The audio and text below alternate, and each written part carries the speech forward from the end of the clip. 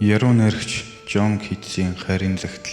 Хамгаа сайрт Пенни минь сэтгэл чамдаа загтлаа өчих яг энэ мөчөд яруу найргийн хувь зарим шүлгийг шударгаар хуулж байх ёстойг ойлгож сэтгэлээ бэлдэж байна.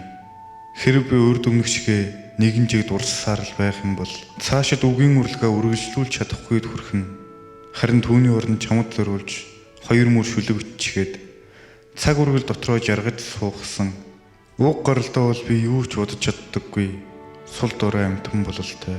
Ямар ч ирээдүйгүй амьдралынхаа нэгэн өглөөг өгтөж загтлаар чамдаа сургаал айлдаж байгаад минь уучлаарай. Хайр сэтгэл гэж намайг амиа хичээс нэгэн болгосон. Би чамгүйгээр оршиж чадахгүй. Бүх зүйлийг маш амархан чаддагч чамайг л мартаж чадахгүй. Харахыг хүсэж байна. Өөрийн амьдрал бүхий л зүйлээ чамд өрхөд энд ирсэн мэт санагдаж байна. Гэвч би ганцаараа биш. Чи миний бүхэл биеэр урсаж шингэсэн. Би чамтай дахин уулзах боломжгүй болох үе гэхээс эмээж. Чиний зэрэг дахиж харахгүй дээ. Хөндийрхөөсөө айх хэрэгтэй. Миний өхөөрдөн Пенни. Зүрх сэтгэл чинь хизээч өөрчлөгдөхгүй гэсэн хэвээрээ бизээ. Миний мэдэрч юу хайр сэтгэлд хязгааргаж үгүй. Чиний тэмдэглэлүүд надад ирсэн. Харин тэмдэглэлүүдийг чинь уншсныхаа дараа л би хизээч чамаас илүү алс жаргалтай байж чадахгүйгээ ойлгосон. Бусад ирчүүд шашныхаа төлөө амиа зөлж явахыг би хараад маш их гайхдаг байлаа.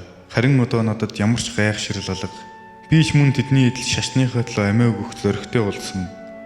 Хайр сэтгэл бол миний шашин. Чи бол миний шашин. Би чиний төлөө амиа өгөхөөс татгалзахгүй. Миний хайр сэтгэл шашны хамгийн гол зарчим бол чи. Гэвч чи намайг өөрөөсөө холдуулахыг хүсдэг. Харин түүнийг чинь эсрэг би чамайг ч мөн харахгүй төвчж чаддаг болсон. Тиймээс би бас харахгүй байж чаддаг болсон. Тэгээд л яагаад хайрлаж ингэж их сэтгэл гаргах болсон шалтгаанаа ирэх болсон. Гэвч би бол чадаагүй.